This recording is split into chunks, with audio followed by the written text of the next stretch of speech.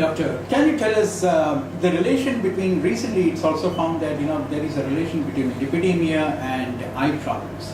Can you just explain to us, in terms of diabetics, how should lipidemia affect and what is the best way to prevent that? Actually, it is also an indirect indicator to give your sugar diabetes control. A person whose sugar is not well controlled will have dyslipidemia. Okay. And the same person is also at the risk of developing diabetic retinopathy.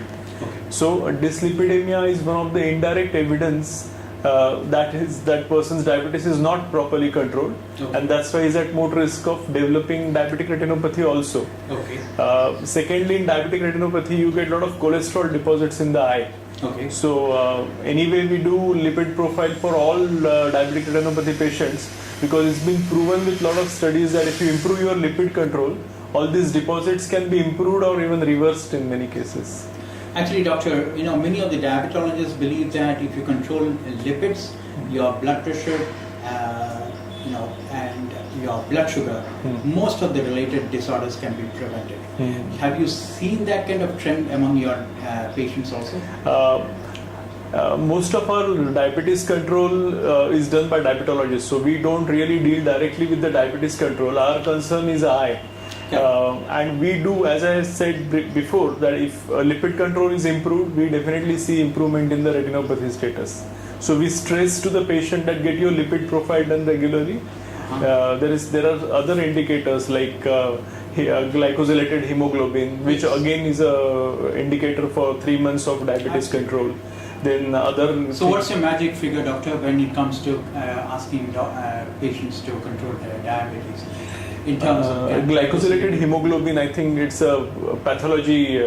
It's the pathological indicators like less than 6 decent control. So I think that should be a goal for everybody. Rather than usually, what kind of what kind of trend you find in patients? Most of them are uncontrolled, to be honest. Most of them are 6, 8, 10. Very true.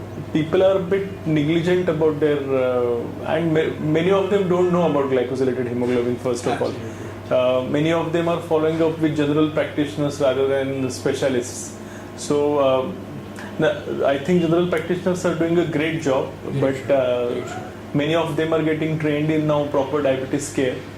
So a lot of awareness among doctors, even general practitioners, to improve their diabetes practice now. But I think overall awareness among people that how important it is to control is lacking, I think, in our population. So, doctor, how do you actually control diabetic retinopathy? Diabetic retinopathy is a outfall of eye is a part of your body. Okay. So if you have a poor diabetes control, it's going to affect all the organs. I tell patient that eyes are a window to your inner being. So we can look at your fundus and tell you that it is affected. We can't look at your kidney and tell you that okay, your kidney is affected. So fundus examination is one of the easiest things that we can actually see a patient's fundus, and we can even tell from that whether person is having a nephropathy. So it's been again found that renal status and your retinopathy status goes hand in hand. Also, doctor, is it true that type 1 diabetics usually suffer from microvascular and type 2 suffer from macrovascular? Or is it that it's almost now getting all very confusing to... I think, it is very difficult to compartmentalize things, Very true. It's a generalized vascular disorder, so... And it reflects differently in different people. I have seen people who are 30-35 years of diabetic and no retinopathy changes at all. Okay. On the other hand, I recently treated a very young executive who lost his eyes because of diabetes. So there is a whole spectrum, and you can't really predict that how fast or how badly a person is going to get hit with the problem. When you lose eyesight, is it mostly due to retinopathy or is it because of glaucoma? It's retinopathy.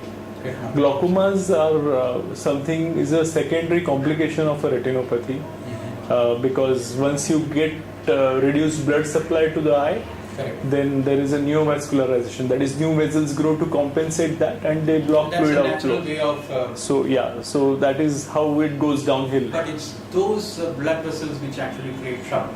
Correct. Right? Yeah.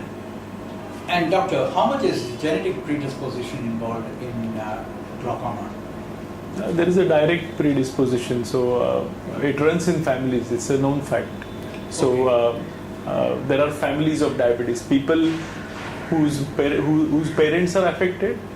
But one good thing about diabetes, I find that such people are quite aware of what is diabetes. In people whom there is a family history, they come by themselves that, doctor, do I have any retinopathy, or please check. So one good part of a diabetic retinopathy awareness is people know they have diabetes, and because of media now they are realizing that they need to get their fundus checked. But ironically, such things are not happening in other eye diseases like glaucoma, where awareness is still worse than a diabetic retinopathy. Very true. So there is a lot of responsibility on media and doctors to. I think government is doing a lot of radio campaigns and all to do that. But I think along with retinopathy, even glaucoma needs a lot of. Let's talk about glaucoma because you are also an expert in that. Now, when it comes to glaucoma, what are the new technologies which have emerged and new developments that have come in terms of, first of all, finding out glaucoma as well as treatment of glaucoma? Glaucoma is again a very much dynamic and very fast developing field. So there are two parts to the new developments. First is a diagnostic and other is a treatment part. Right. Now we know that earlier we detect better at least. So we have a lot of new diagnostics like OCT. Now we have HD OCTs, we have Fourier domain OCTs. So basically we are trying to detect the disease at a cellular level before even it becomes evident to us clinically. So even if we can't see a damage, and if on a scan we see that cells are getting affected, we can start treatment even before it's called pre-perimetric glaucoma. That it is at a cellular level, and if we are able to successfully pick it up at that level, we can prevent a lot of damage in future. So that is where the diagnostics are focused on currently, to pick it up as soon as possible. And in treatment part, we have a lot of.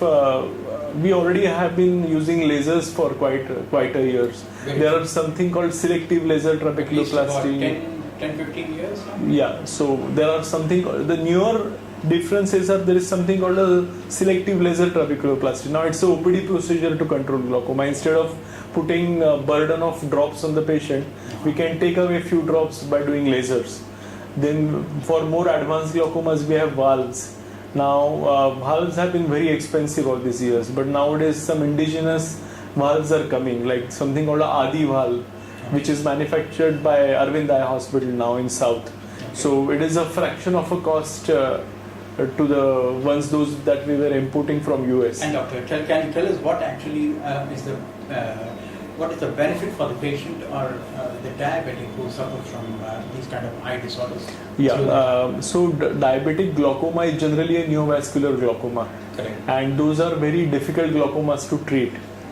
Generally, routine gold standard surgeries like trabeculectomies fail miserably in these kind of glaucomas. So they need a special surgery called valve surgery. And valves have been so expensive all these years, but because of indigenous efforts, smalls are getting cheaper, so we can its acceptance can be much more now, because even people from lower economic strata can access such high-tech surgeries now. Very true, very true. Doctor, when it comes to, there is also a complete or rather direct correlation between hypertension and retinopathy as well as glaucoma.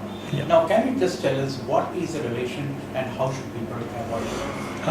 A poor hypertension, poor blood pressure control is again one of the indicators for a retinopathy progression. Okay. But glaucoma, it is still controversial. No paper has really been able to directly correlate blood pressure with a glaucoma. So I would rather separate these things. I would put one compartment of a blood pressure and a diabetes, Yes, so they are related. Even a person diabetes who develops a nephropathy is again going to have an uncontrolled blood pressure. So it's a vicious cycle, Absolutely. and since it's a systemic disorder, all these things are obviously interrelated. Yeah.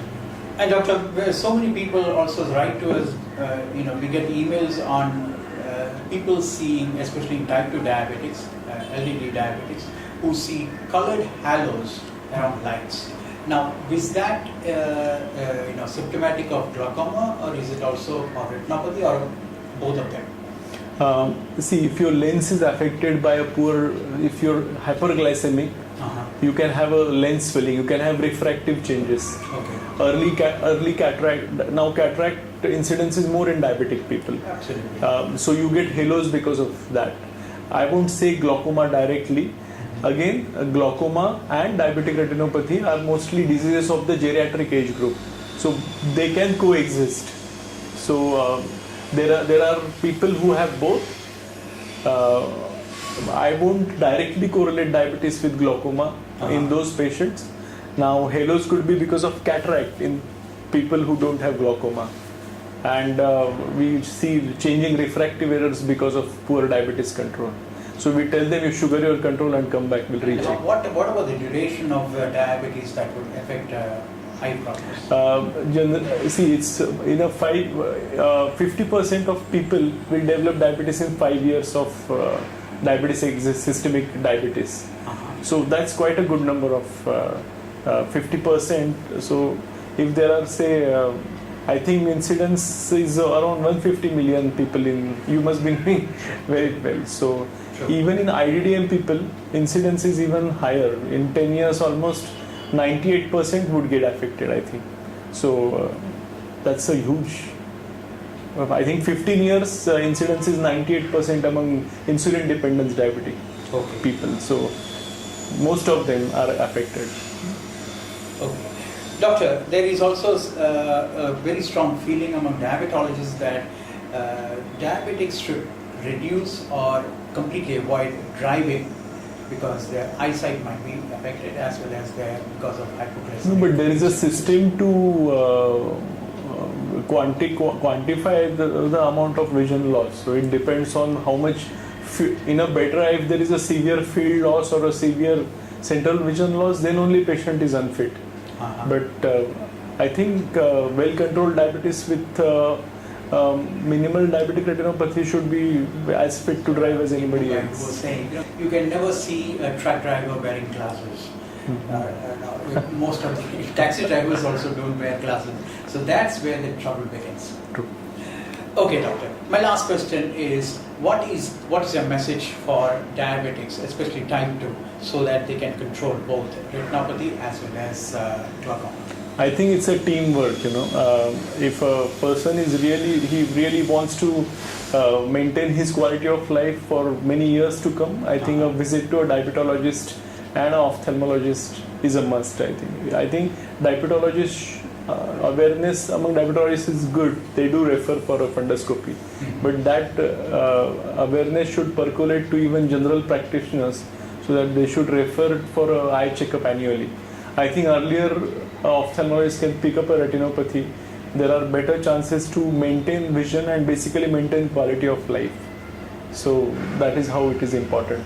The whole nowadays it is not just to make patients see, but I think as an ophthalmologist we also try to give a patient good quality of life. So I think the whole everything should be focused to give a good quality of life. I think that is most important. That's the most important. Thank you so much, doctor, for being with us. Yeah, thank you so much.